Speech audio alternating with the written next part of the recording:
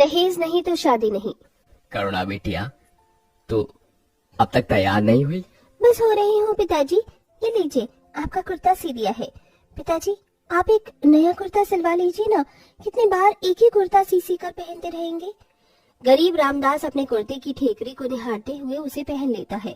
थोड़ी देर में गरीब रामदास अपनी दोनों बेटियां करुणा, पूजा और पत्नी सुलोचना के साथ मुखिया के घर आ गया, जो कि खूब सजा धजा था और दूल्हे का तिलक चढ़ाया जा रहा था। तिलक संपन्न हुआ। अब मैं लड़के वालों को वधू के पिता का दिया गया दहेज बता देता हूँ।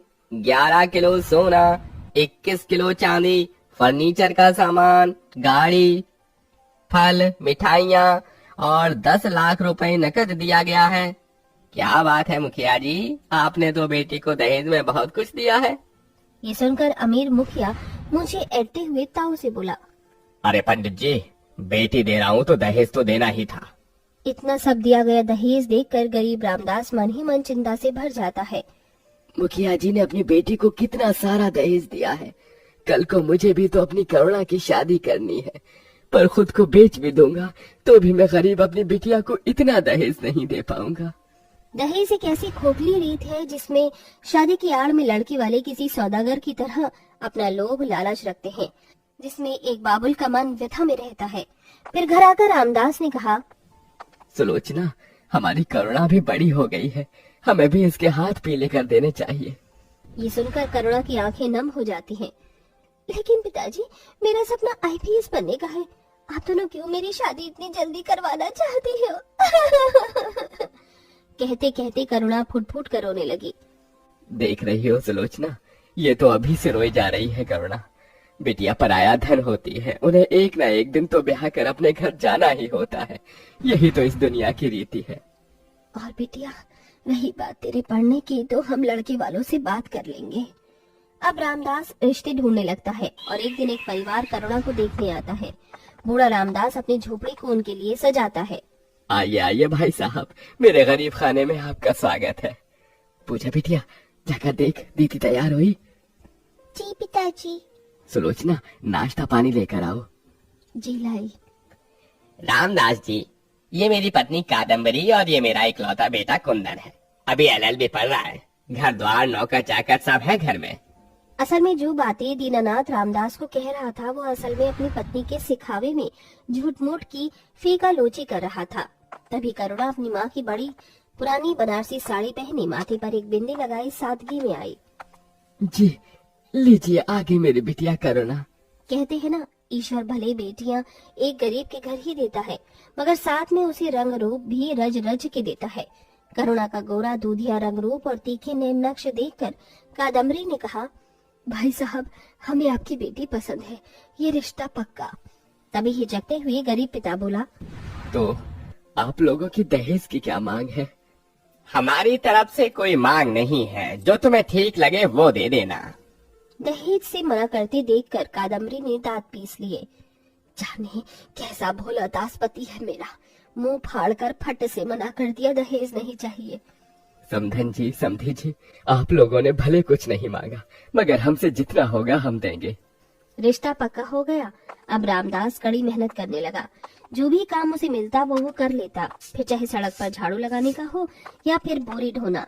फिर एक दिन सुलोचना डबडबाई आंखों से बोली, सुनो जी, तुम्हारी मेहनत मुझसे देखी नहीं जा रही है। मैं सोच रही हूँ 2-4 घर पकड़ लूं। कोठी में रोटी बनाने का ज्यादा नहीं तो बेटी को दहेज में सोने के लिए बेड ही दे देंगे, फ्रिज वगैरह भी। बेटी का दहेज उठाने के लिए दोनों खूब मेहनत करने लगते हैं। शादी के टेंट और हलवाई को खर्च के पैसे देने के बाद वो बाकी के पैसे जो बचते हैं उनसे दहेज में देने के लिए फ्रिज, बेड और बर्तन सेट खरीदते हैं। शादी का दिन आ जाता है। कादम्बरी और दीनानाथ बड़े धूमधाम से बेटी की बारात लाते हैं। तभी लड़के वालों में से एक आदमी साज सजावट और दहेज देखकर मुंह सिकोड़ कर बोलता है, अरे ये किन गरीबों के घर रिश्ता कर दिया है तुमने अपने बेटे का दीना भाई? देखो तो, दहेज में बस एक बेड, फ्रिज और स्टील के 4 बर्तन दे रहे हैं। क्यों जी, क्या हमारा कुंदन इस लायक भी नहीं कि ये लोग दहेज में एक गाड़ी देते? हाँ? दीनानाथ बौखलाया हुआ रामदास से आकर भरी बारात में बीच में बोला, अरे क्यों रामदास, बेटी को बस एक बेड और फ्रिज ही दिया गया दहेज में। पर समधी जी, आपकी तो कोई मांग नहीं थी। क्योंकि हमें लगा था बिना मांगे ही बहुत कुछ मिल जाएगा। दहेज नहीं तो शादी नहीं, साफ बात है भैया।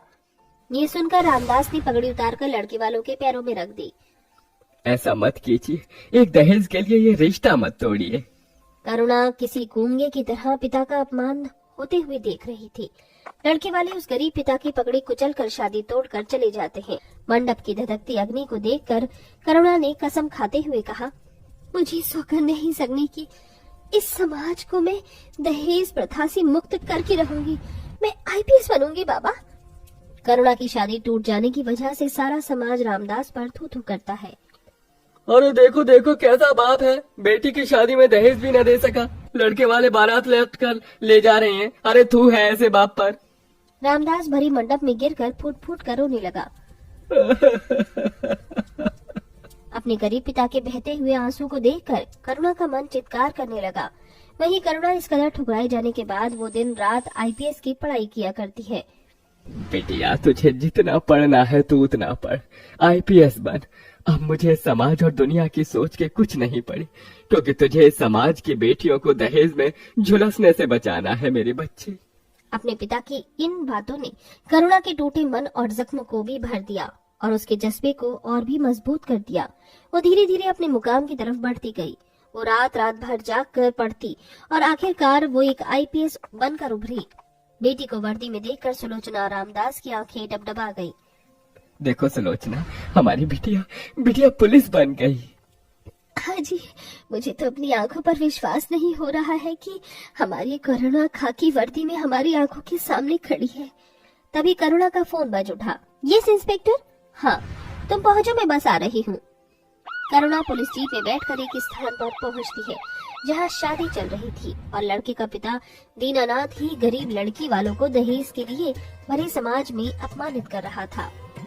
आहा देख सुरेंद्र, मैंने पहले ही कहा था कि दहेज में 10 लाख लूंगा और तू अब कह रहा है कि इंतजाम नहीं हो सका। अरे मैं क्या करता दीनानाथ जी, मैंने पूरी कोशिश की इधर उधर से कर्जा मांग कर भी। मैं बस किसी भी तरह 5 लाख ही जुटा पाया। आप खुद ही सोचिए, मैं गरीब एक साथ 10 लाख रुपए कहाँ से ले आऊंगा। तभी दीनानाथ घमंड में अकड़ते हुए बोला, देख भाई, दहेज नहीं तो शादी नहीं। अगर तू दहेज नहीं दे सकता तो फिर मैं मेरी बेटी की बारात वापस लेकर जा रहा हूँ। अरे ऐसा मत कहिए समधी जी, सारा समाज इकट्ठा है यहाँ। मेरी बेटी की बड़ी बदनामी हो जाएगी। मेरी इज्जत आपके हाथों में है, उसे ब्याह कर ले जाइए। पर धन और दहेज के लालच के कारण दीनानाथ अड़ा रहा। इतने में करुणा दीनानाथ के हाथों में हथकड़ी पहना देती है, जिसे देखकर वो डर से पसीने पसीने हो जाता है। अरे ओ पुलिस साहिबा, हथकड़ी क्यों लगाई मुझे? तभी करुणा ने गुरूर से कहा, दहेज लेने के जुर्म में मैं तुम्हें गिरफ्तार करती हूँ। तुम जैसे दहेज लोभियों की वजह से जाने कितनी लड़कियां हर दिन आग में झुलसती हैं, और आप लोग इन्हें दहेज देने से अच्छा अपनी बेटियों को ज्ञान की रोशनी दीजिए, वरना ये इसी तरह दहेज के लिए अपने बेटों को बेचते रहेंगे। करुणा के शब्द ने समाज को शिक्षा का महत्व समझा दिया और उसने दहेज की प्रथा को समाज से समाप्त करने को अपना मकसद बना लिया। साथ ही उसने समाज को भी नई दिशा और सोच से भी भर दिया। साथियों, आप भी अपनी बेटियों को दहेज के सौदागरों के हाथों सौंपने से अच्छा उसे उच्च शिक्षा दीजिए, क्योंकि दहेज इस समाज के लिए अभिशाप है।